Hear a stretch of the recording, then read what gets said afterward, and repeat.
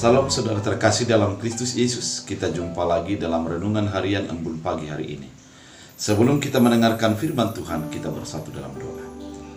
Damai sejahtera Allah yang melampaui segala akal dan pikiran, itulah yang memelihara hati dan pikiran dalam Kristus Yesus Tuhan.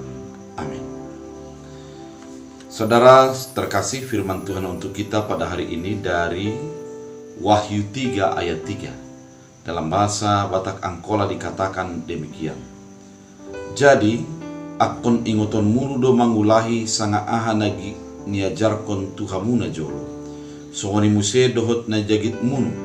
Ima dalat kon hamu, jana paubahamu marohamu nusian akka dosamunu. Anggonada ngot hamu, roma au songon panako mandapot kon hamu. Jana nada botoonmu sanga sadihari Allah. Dalam bahasa Indonesia. Karena itu ingatlah bagaimana engkau telah menerima dan mendengarnya. Turutilah itu dan bertobatlah. Karena jikalau engkau tidak berjaga-jaga, aku akan datang seperti pencuri, dan engkau tidak tahu pada waktu manakah aku tiba datang kepadamu. Demikian firman Tuhan.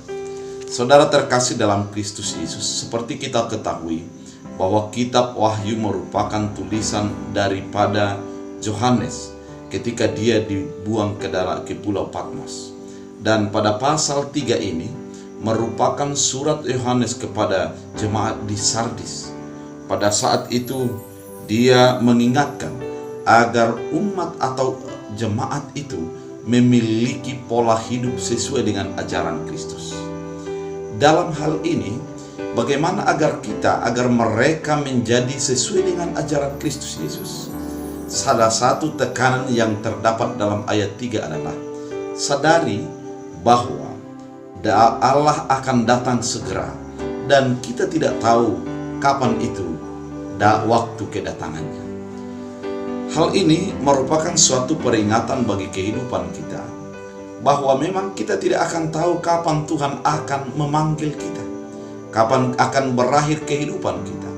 Mungkin banyak angan-angan atau banyak impian atau banyak khayalan dalam diri kita mengatakan seandainya setelah berumur sekian tahun atau dengan proses kematian yang begini atau begitulah seandainya saya dipanggil oleh Tuhan. Namun itu hanya permintaan ataupun permohonan, hanya sebuah keinginan kemanusiaan kita. Namun keputusan tertinggi ada di tangan Allah, dan ketika Allah sudah memutuskan hak vetonya tersebut, tidak ada satu orang pun yang dapat membantah akan panggilan Allah dalam kehidupan kita. Saudara terkasih dalam Kristus Yesus, bisa saja sewaktu kita bersantai, bisa saja waktu kita bekerja, bisa saja sewaktu kita tidur, atau bisa saja ketika kita berjalan, Allah memanggil kita dan kembali kepada Allah. Berakhirlah sudah tugas di dunia ini.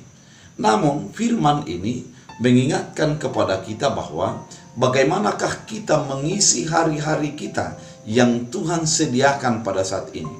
Yang harus kita ingat adalah tetap merenungkan firman dan melakukan daripada tindakan firman itu dalam kehidupan kita. Kita tidak bisa hanya menunggu dan mengabaikan firman. Nah, karena kita tidak tahu kapan akan Tuhan memanggil. Satu hal yang pasti, ketika kita melakukan firman dan tetap beriman kepada Tuhan dan melakukan apa yang menjadi kehendak Tuhan, ketika Allah datang, maka kita akan mendapat bahagian di mana Tuhan sudah menyediakan tempat bagi orang yang tetap setia kepadanya. Oleh karena itu, saudara terkasih dalam Kristus, kalau kita membaca pada ayat selanjutnya pada pasal ini, bahwa dikatakan bahwa peganglah apa yang ada padamu, sehingga tidak ada yang mengambil mahkotamu. Artinya, kita terus harus memegang teguh kepada iman kita.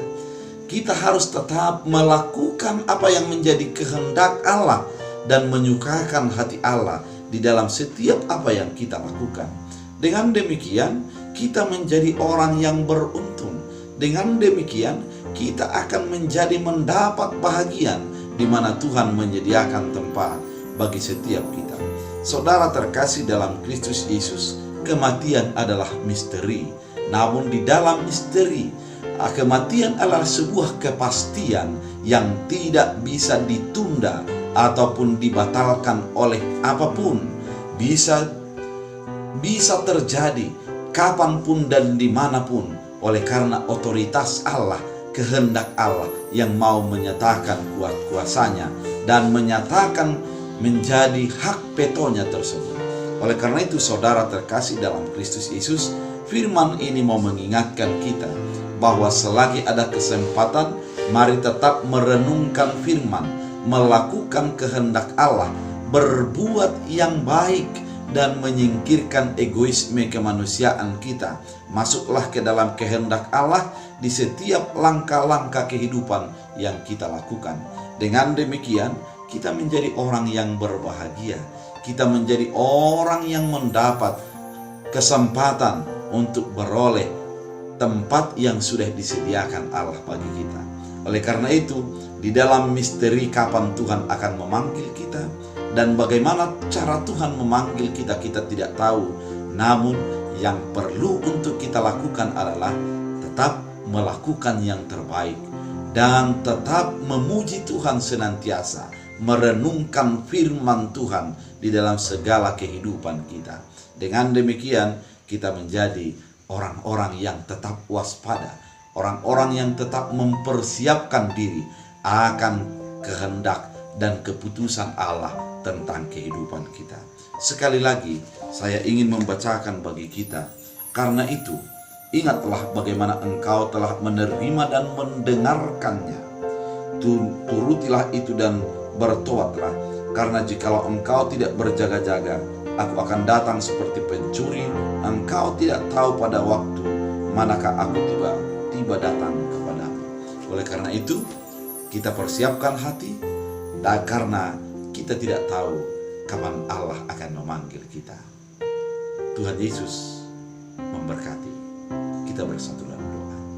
Terima kasih Tuhan atas firman-Mu mengingatkan kami agar kami tetap berjaga-jaga, melakukan apa yang menjadi kehendak Allah.